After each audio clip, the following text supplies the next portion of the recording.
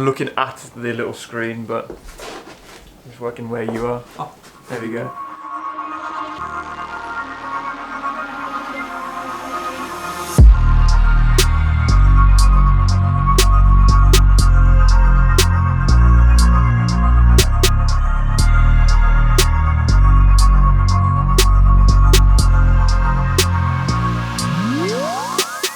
Welcome guys, welcome back to a video. We are not in my workshop today, which only means one thing.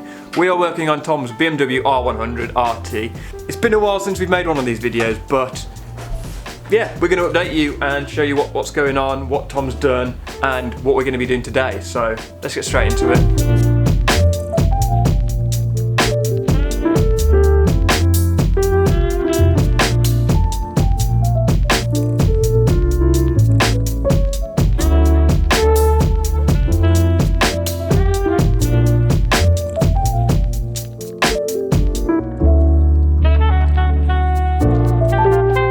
So as I say, it's been quite a while since we've been here with this bike and Tom.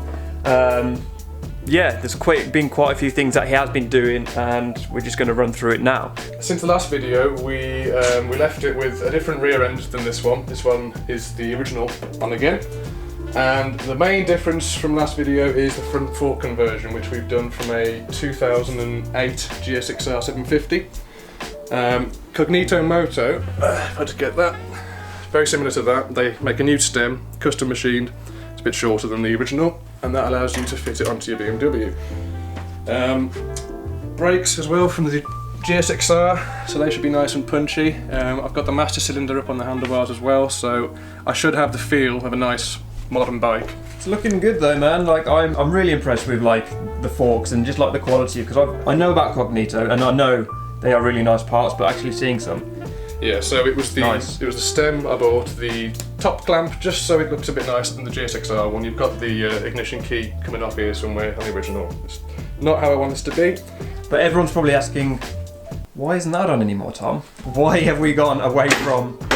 Why have we gone away from that? The really easy bolt-on cafe racer conversion that we did in the day, and we thought, yep, that looks awesome. It just didn't look right in the end. I like cafe racers to have, now it's difficult with this tank, but I like them to have a nice straight line all the way through there and up into the tail.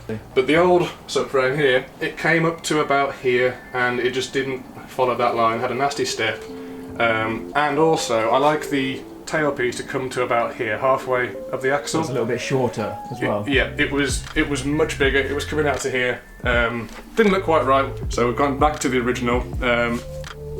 It's all good, it's all the right shape. I just need to cut the end off, which is what we've done here. So today, hopefully, we're going to weld on the new hoop, which is the original, just cut in half with a bit extended in there.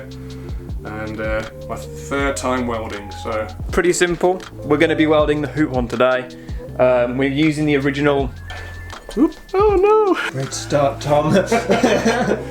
So as I say, we're going to be using the original pieces. They are just slightly different shape, meaning we do need to kind of add a bit of material in the middle. As you can see, because we've brought it forward, it now doesn't meet up. A bit of original piece here, which we'll just chop down and weld in place, he says, nice and easily. So let's get welding.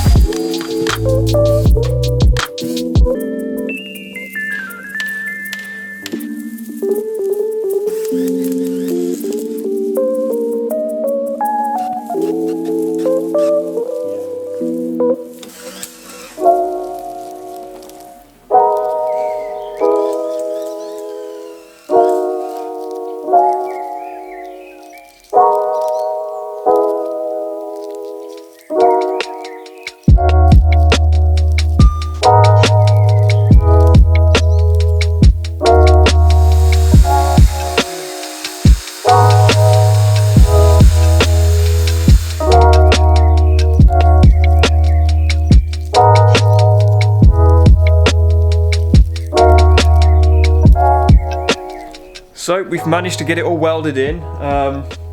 Pretty straightforward. The only problem we did have was the metal thicknesses were different on each piece from the centre section, but it's fine, it hasn't caused any issues. If anything, it's probably going to be stronger and you've got more material to work with, so that's good. What's the next step? More unknown, I think. I was going to finish off the front end. I will just explain why the front end hasn't got a wheel on it yet. I could fit a GSXR wheel, which would bolt straight on, the brakes would work perfectly, but it's something like a 3-inch width front wheel, and the back is a 2.15, I believe. So same issue as what I had with my bike, basically. Yeah, I'd have a much thicker front wheel than back, and I don't want that for handling. It's not going to be a race bike, but I want it to handle nicely. So what we have to do instead is convert my old front wheel, which is a nasty little 19-inch from the original bike, to run with this setup, and our good friends at Cognito Moto. Hopefully they're coming up with a kit for that. They're working on it at the moment, aren't they? So that's what we're going to do. And that should then mean I can move the bike around, roll it around, much easier to work on, because as you can see the floor really isn't very stable here. Still keeping it to its roots as well with the original wheels. That's it. I like them. They're called snowflakes. These are the later ones. I don't have the cracking issue of the early ones apparently. But yeah, it should handle well. It's on Coney rear shocks. The front suspension now is probably overkill, and it's definitely going to be overbraked. But that's fine. I'll learn how to control it. I've ridden much worse. If you want to keep up to date with Tom's build, you can follow him on his Instagram. I'll link it down below. I'll probably be doing some more videos in the future. Let me know if you want to see some more by smashing that like button, as always. And yeah, thank you very much for watching, and we shall see you in the next video. Peace.